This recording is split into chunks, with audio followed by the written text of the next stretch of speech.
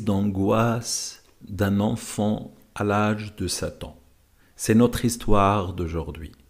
Salam alaikum. Mon nom c'est Maher Jalal. Vous êtes dans cette chaîne Kabini Maher où je vais raconter des histoires, parler sur la mal occulte, parler des cas que j'ai traités, bien sûr sans mentionner les personnes, et aussi de vous donner des astuces et des guides pour vous aider à vous soigner. C'est pour cette raison, si vous ne l'avez pas encore fait, merci de vous abonner pour nous encourager à enrichir cette chaîne qui aide énormément de monde.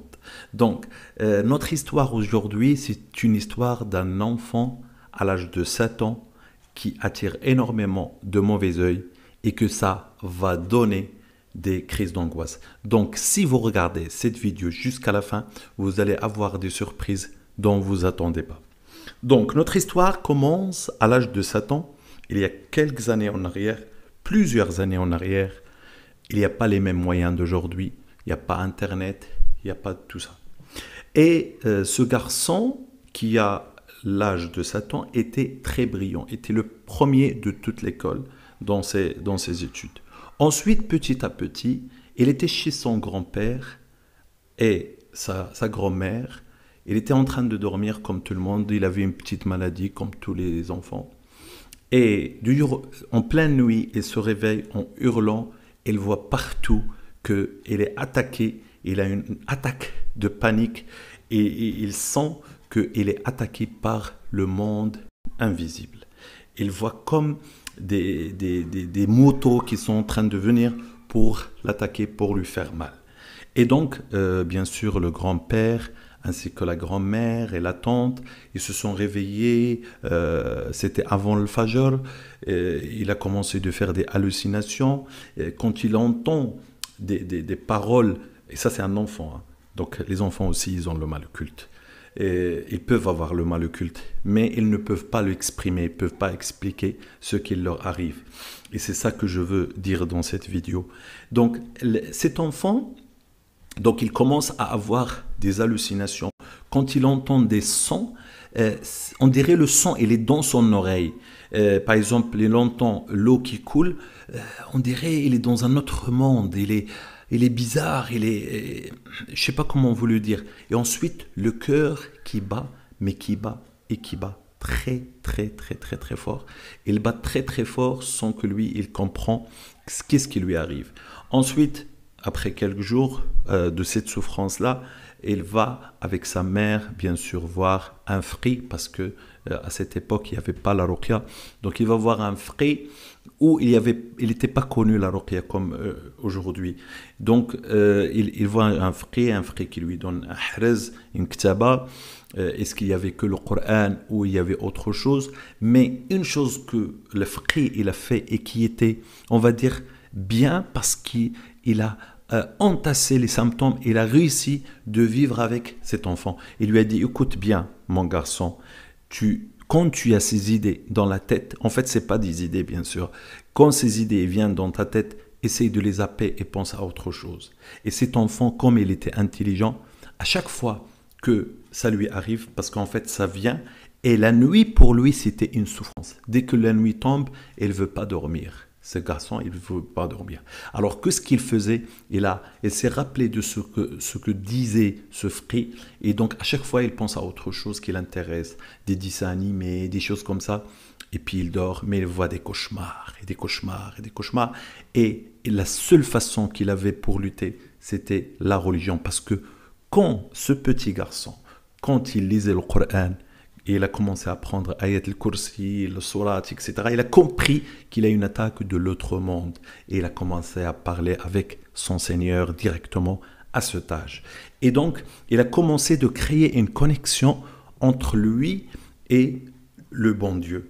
Et subhanallah, ce garçon me dit que il a fait des doigts à cette période qui se sont réalisés 30 ans, 35 ans après. Ajib, subhanallah.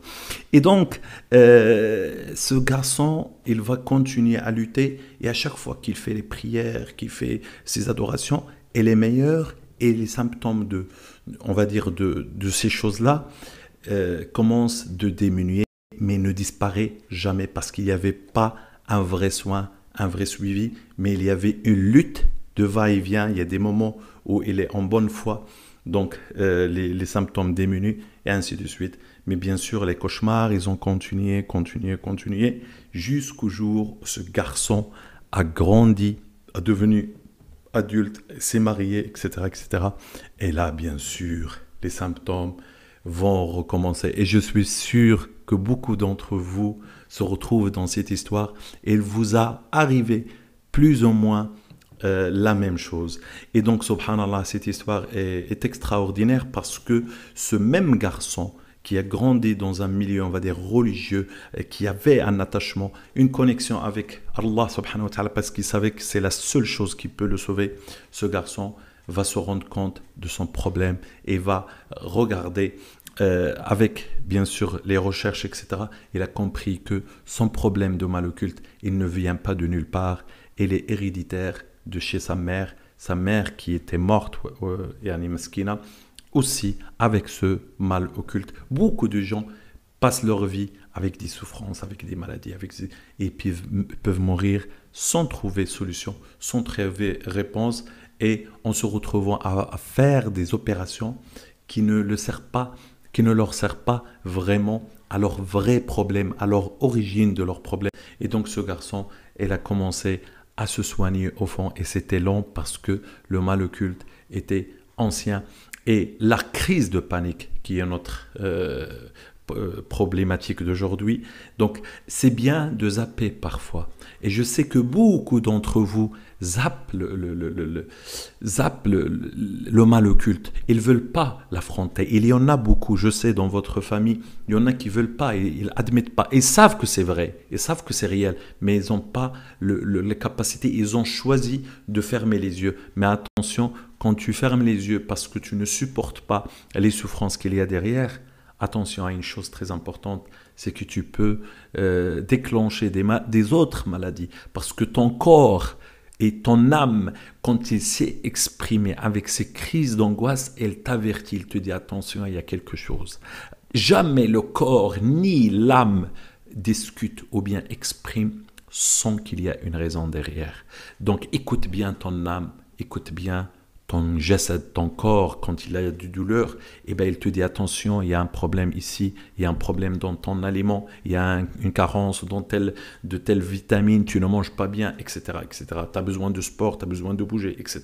Le corps, il ne parle, mais on ne l'écoute pas. كذلك الروح. الروح, il ne parle avec les rêves, avec les cauchemars, avec le mal-être, avec le bien-être, avec la satisfaction, avec le khanqa, ziyar, on se sent mal. Tout ça, c'est parce que notre âme, il ne parle comme notre corps, il ne parle, et il faut qu'on l'écoute.